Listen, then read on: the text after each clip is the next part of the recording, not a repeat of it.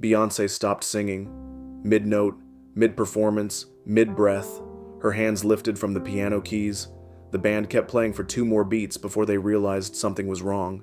Studio 6B went silent, 240 people holding their breath, Jimmy Fallon frozen off stage, and Beyoncé Knowles-Carter, global icon, Queen Bey, the woman who never loses control, standing at her microphone with tears streaming down her face, staring at row 9.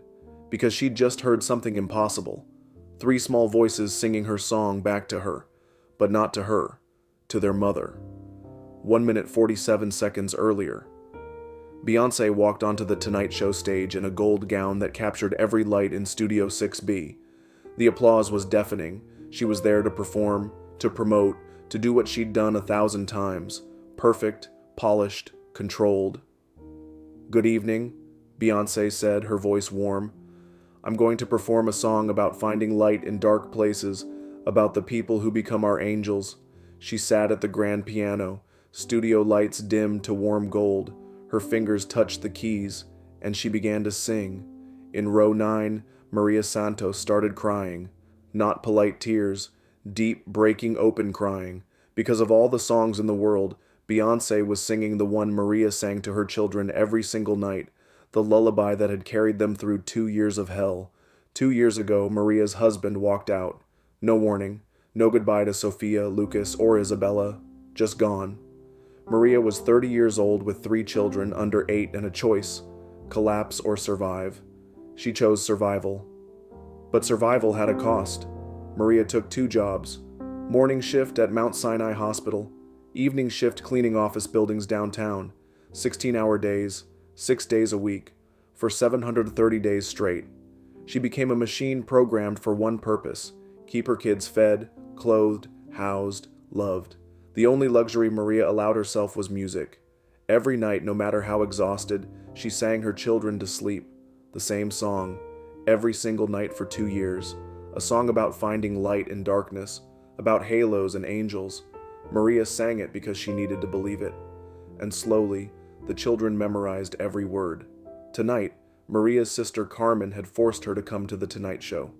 "One night where you're not working or worrying," Carmen insisted. So Maria put on the one nice dress she still owned and took the subway to Rockefeller Center with her 3 kids. But nobody in Studio 6B knew this yet. Nobody knew that Maria Santos worked 8 on 47 double shifts in 2 years. Nobody knew she'd sacrificed everything to keep 3 children alive. Nobody knew that every night when she sang this song, she was singing to herself as much as to them. And nobody knew what was about to happen.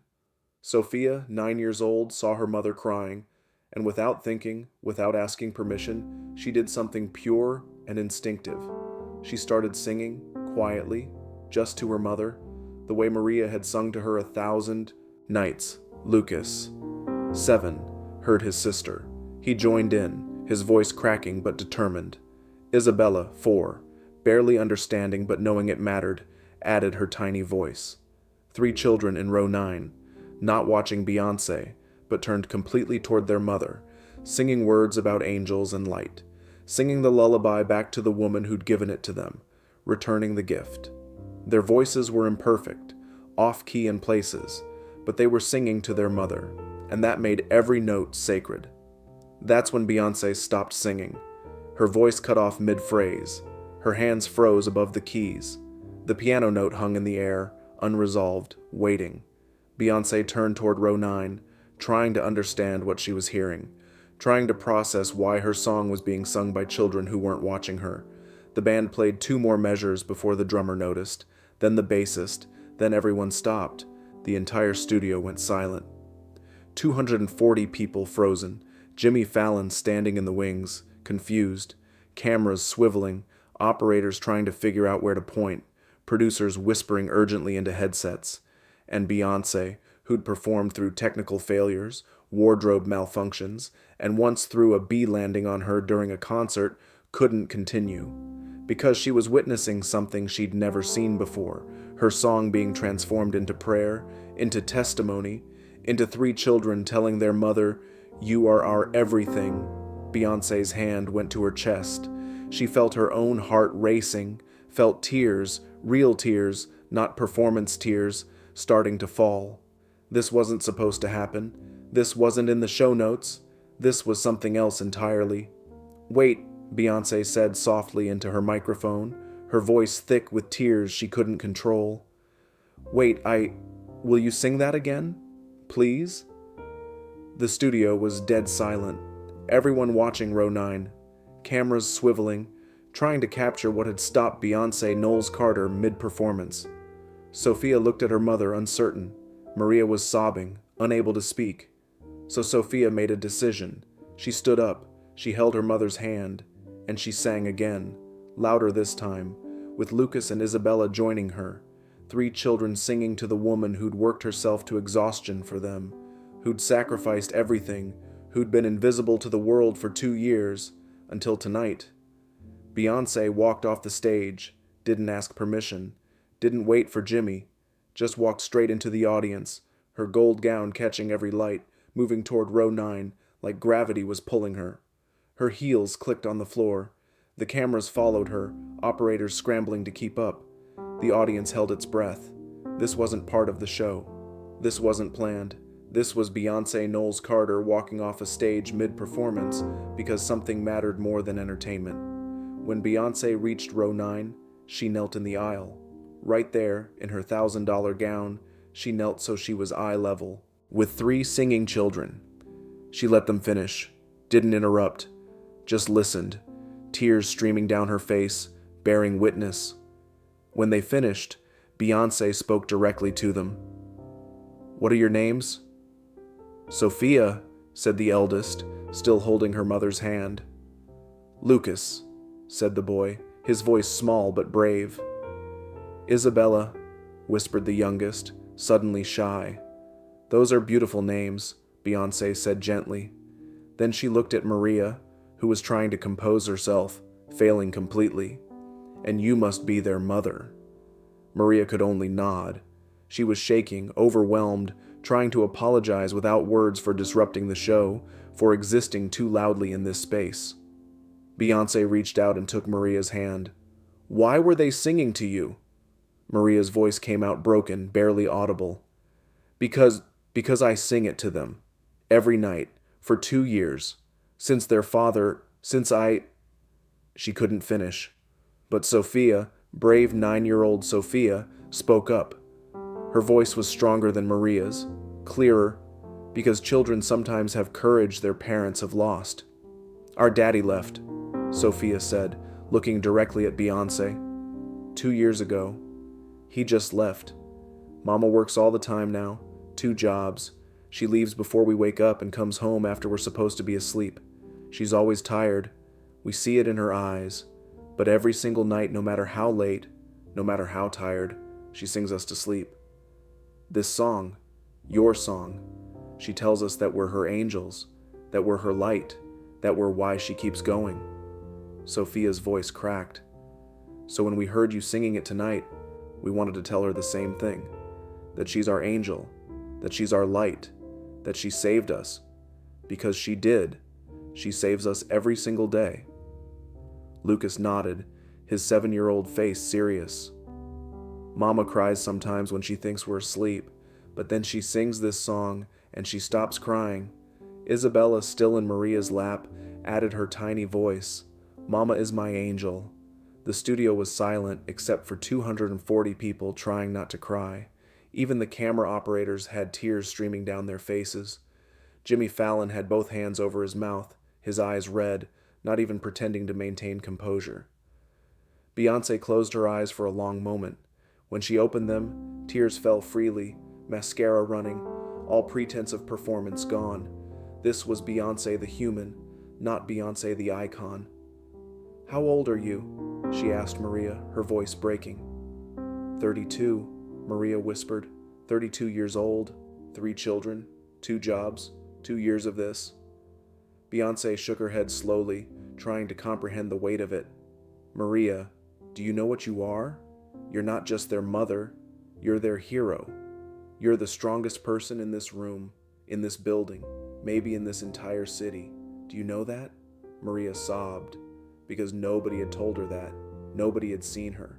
For 730 days, Maria Santos had been invisible to her co-workers at the hospital, to the people whose offices she cleaned, to the passengers on the subway who looked right through her tired face. Nobody saw the sacrifice. Nobody acknowledged the weight. Nobody said, "You're doing an impossible thing, and you're doing it beautifully." Until 3 children sang a song to their mother. Until Beyoncé Knowles-Carter walked off a stage to bear witness. Until this moment. "I wrote that song years ago," Beyoncé said, her voice thick with emotion. "I thought I knew what it meant. I thought it was about romantic love, about finding someone who saves you. But you—" She looked at Maria, then at the children. "You've been living the real version. This song isn't about romance. It's about this. It's about a mother who works herself to exhaustion and still has enough love left to sing her children to sleep. It's about children who see that sacrifice and sing it back. This is what the song always meant. I just didn't know it until tonight." Beyoncé turned to the children. "Do you know how lucky you are to have a mother who loves you this much, who works this hard, who never stops trying, who still finds beauty in music and hope even when everything is hard?" All 3 children nodded solemnly. They knew. They'd always known. "Will you do something for me?" Beyoncé asked them, and her voice had shifted. Not a superstar anymore, but a woman asking other humans for something meaningful. "Will you sing it one more time? But this time, I want to sing with you. I want to help you tell your mama how extraordinary she is. Can we do that together?" Sofia, Lucas, and Isabella nodded. Beyoncé stood and offered her hand to Maria. "Come here," she said gently. "Stand up. Come with me to the center." "I can't," Maria protested weakly. "I can't. Everyone's watching. I don't belong." "Yes, you can," Beyoncé said firmly, squeezing Maria's hand. "You've been doing impossible things for 2 years. You've been surviving when survival felt impossible. This is the easy part. Just stand with me. Let people see you. Let yourself be seen." Maria stood on shaking legs. Her blue dress, the one nice dress from before, felt too tight, too old, too wrong for this moment. But Beyoncé kept hold of her hand and led her to the center of the aisle where everyone could see, where the cameras could capture, where 240 strangers and millions of viewers would witness. Then Beyoncé turned to face Sofia, Lucas, and Isabella. The cameras captured everything. 4 people in row 9 of Studio 6B, about to turn a performance into prayer.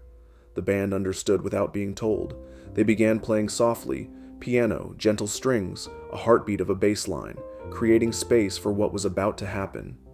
On 3, Beyoncé said to the children, her voice gentle but clear, 1, 2, 3. They sang together, Beyoncé Knowles-Carter and 3 small children, singing to a single mother who'd survived the unsurvivable. Beyoncé's voice, trained, perfect, powerful, blended with Sofia's earnest soprano, Lucas's cracking alto, Isabella's tiny off-key whisper. The entire studio watched as Beyoncé sang not as a performer, but as a witness, as someone honoring another woman's impossible strength, as someone saying, "I see you, you matter, what you're doing matters." When they reached the emotional peak of the song, Beyoncé stepped back slightly and let the children's voices carry. Sofia, Lucas, and Isabella sang directly to their mother, and their voices, young and imperfect and absolutely perfect, filled Studio 6B with the kind of truth that can't be manufactured or rehearsed. Maria Santos stood in the aisle, her children singing to her, Beyoncé bearing witness beside her, 240 strangers crying with her, and for the first time in 730 days, she felt seen. Not as a burden, not as someone failing, as someone who had survived, someone who had kept going, someone whose children knew, truly knew, that she was their whole world. When the song ended, the studio erupted. Real applause, the kind that comes from witnessing something sacred, people standing, crying, trying to express what they'd just experienced. Jimmy Fallon had to wipe his eyes before he could speak. Beyoncé hugged Maria, a real hug, long and meaningful. "You are magnificent," she whispered. "Don't ever forget that. Your children will never forget. They see you. We all see you now." Then Beyoncé knelt and hugged each child. She whispered something to Sofia that made the 9-year-old nod seriously. She high-fived Lucas. She let little Isabella hug her neck. When Beyoncé stood, she addressed the cameras directly. Sometimes we write songs and have no idea where they land, who they reach, how they're used. Tonight, I learned that a song I wrote became a lullaby for 3 children, became a prayer for their mother, became the soundtrack for the most beautiful kind of love, the love that survives when everything else falls apart. Maria, Sofia, Lucas, Isabella, thank you. Thank you for reminding me why we make music. She turned back to Maria. If you ever need anything, you reach out. She slipped something into Maria's hand, a card, her personal contact. I mean it. You're family now. The clip went viral within hours. Not hours, minutes. Someone in the audience had been recording on their phone. By the time Maria got home that night, the video had 2 million views. By morning, 20 million. By the end of the week, it was everywhere. But the numbers didn't matter. What mattered was what happened next.